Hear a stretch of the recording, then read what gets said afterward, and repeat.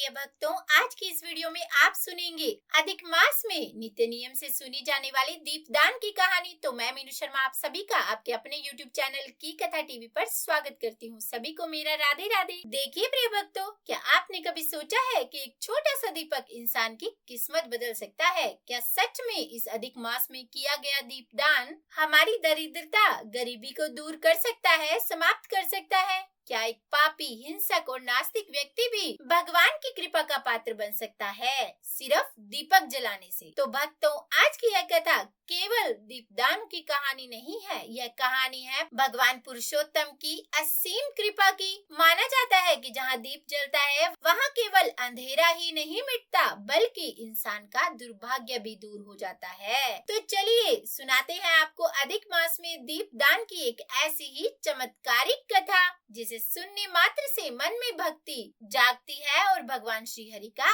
आशीर्वाद प्राप्त होता है। तो चलिए अब यह कहानी आरंभ करते हैं। तो बोलिए प्रेम से श्री पुरुषोत्तम भगवान की जय, श्री पुरुषोत्तम मास की जय। बहुत समय पहले सुंदरपुर नाम का एक नगर हुआ करता था। वहाँ उस गांव में एक मणिग्रीव नाम का शूद्र रहा करता था। लेकिन भक्तों, मणिग्रीव का स्वभाव बिल्कुल अच्छा नहीं था। वो जीव हिंसा करने वाला नास्तिक, दुष्ट स्वभाव का और दूसरों को कष्ट देने वाला व्यक्ति था। उसे ना धर्म की चिंता थी और ना ही पुण्य और पाप की। अब धीरे धीरे उसके बुरे कर्म इतने बढ़ गए कि उसके अपने रिश्तेदारों और समाज के लोगों ने भी उसका साथ छोड़ दिया। कहते हैं जब इंसान अपने कर्मों से गिरता है तो सबसे पहले अपने ही लोग उससे दूर होने लगते हैं। समाज से तिरस्कृत होने के बाद मणिग्रीव अपनी पत्नी के साथ जंगल में जाकर रहने लगा। वो जंगल में पशुओं का शिकार करके अपना जीवन चलाता था। दिन बीतते गए, लेकिन उसके जीवन में सुख नाम की कोई चीज ही नहीं थी। पाप कर्म करते हुए वो बस अपना जीवन यूं ही व्यर्थ कर रहा था। गरीबी, भूख, अशांति और डर यही उसकी जिंदगी बन चुकी थी। देखिए भक्तों, पाप का रास्ता शुरुआत में तो आसान लगता है, लेकिन अंत हमेशा दुखदाई ही होता है। तो एक दिन की बात है, मणिग्रीव जंगल में घूम रहा था। तभी उसकी नजर एक ब्राह्मण पर पड़ी जो जंगल में बेहोश अवस्था में पड़े थे। अब सोचिए, जिस इंसान के मन में कभी दया ही नहीं थी, उसके हृदय में अचानक करुणा जाग उठी, क्योंकि जंगल था भयानक।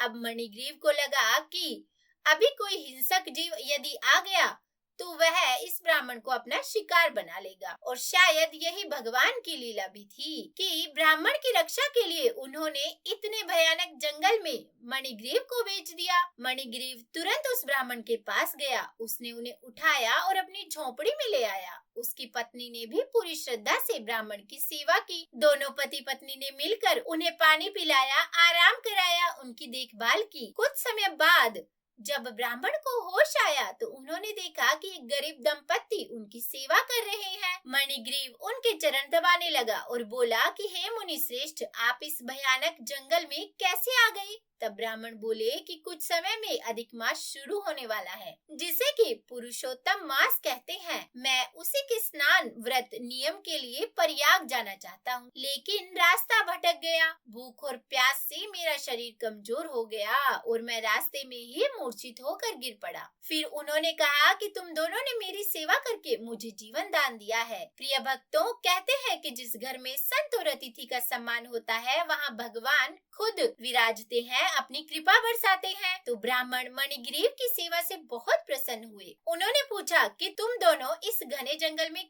क्या कर रहे हो? तुम्हारे जीवन में इतना दुख क्यों है? अब पहली बार मणिग्रीव का मन, हृदय पिघलने लगा। उसने अपने सारे पाप, अपने बुरे कर्म, अपनी हिंसा और अपने जीवन की सच्चाई उस ब्राह्मण को सच सच बता दी और उसकी आंखों में आंसू आ गए। वो शायद पश्चाताप के ही आंसू थे। वह बोला कि हे ब्राह्मण देव, मेरे पापों ने मुझे दरिद्र बना दिया है। अगर कोई उपाय हो तो कृपया करके मुझे बताइए। तो भक्तों, जब इंसान सच्चे मन से अपने किए गए पापों का पश्चाताप करता है, तब भगवान उसके लिए रास्ता अपने आप ही खोल देते हैं। ब्राह्मण मुस्कुराए और बोले कि हे मणिग्रीव, तुमने मेरी सेवा की है, इसीलिए मैं तुम्हें तुम्हें एक ऐसा उपाय बताऊंगा जिसमें बिना बड़ा दान किए, बिना तीर्थ यात्रा किए, बिना कठिन तपस्या किए ही तुम्हारी दरिद्रता बड़ी आसानी से दूर हो जाएगी। यह सुनकर मणिग्रीव और उसकी पत्नी की आंखों में आशा की चमक आ गई। तब ब्राह्मण देवता बोले कि कुछ समय बाद अधिक मास श्री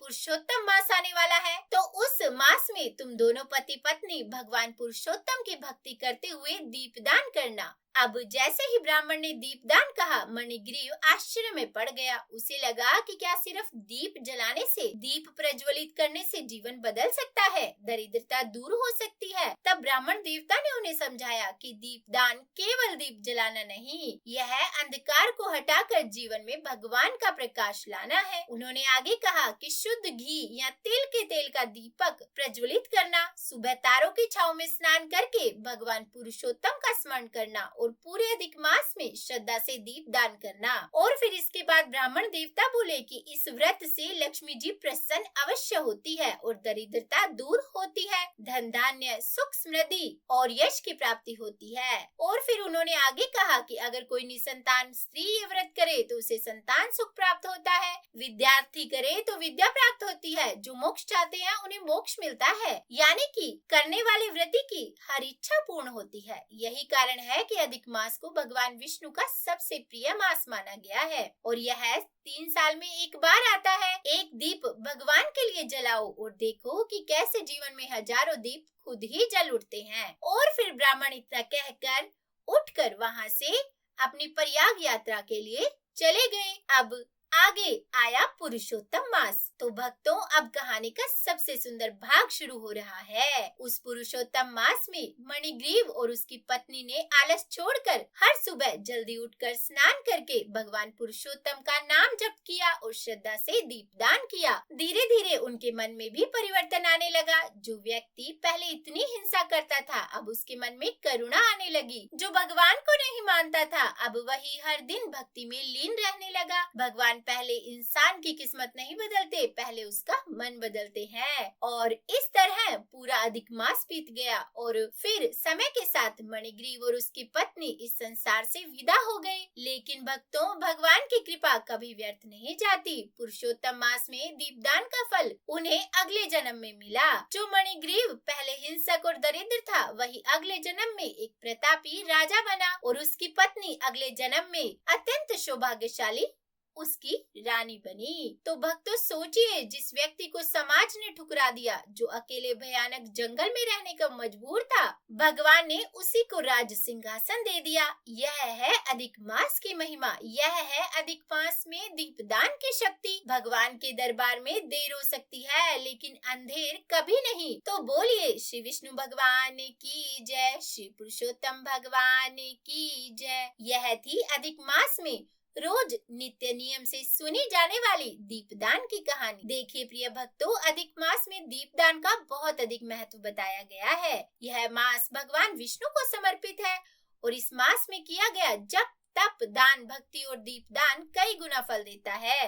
अब देखिए, क्योंकि दीपक केवल बाहर का अंधकार नहीं मिटाता, बल्कि मन के अज्ञान को भी दूर करता है। तो अगर आप अधिक मास में रोज 33 बत्ती का दीपक भगवान के निमित्त प्रज्वलित करते हैं, तो यह आपके लिए महापुण्य देने वाला होगा, जीवन के सभी कष्ट हरने वाला होगा। अगर आप किसी भी तरह के पितृदोष से दुखी है, तो शाम के समय आकाश में पितरों के नाम से दीपदान करें। देखिए चमत्कारी प्रभाव मिलेगा। और भक्तों, दीपदान केवल मंदिर में नहीं, तुलसी जी के पास, पीपल के वृक्ष के नीचे या फिर किसी भी पवित्र स्थान पर आप कर सकते हैं। लेकिन सबसे जरूरी चीज है श्रद्धा। अगर मन में सच्ची भक्ति है, तो छोटा सा दीपक भी भगवान तक पहुंच जाएगा।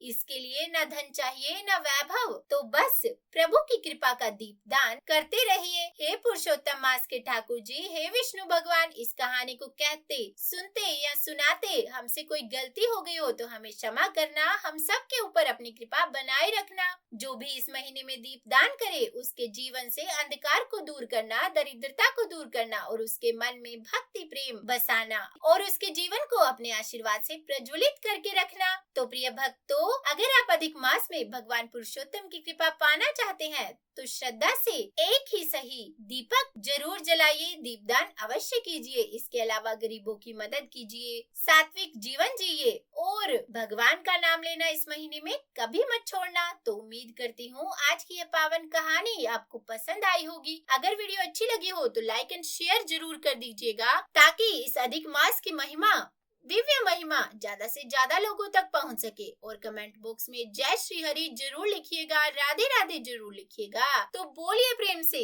राधे राधे।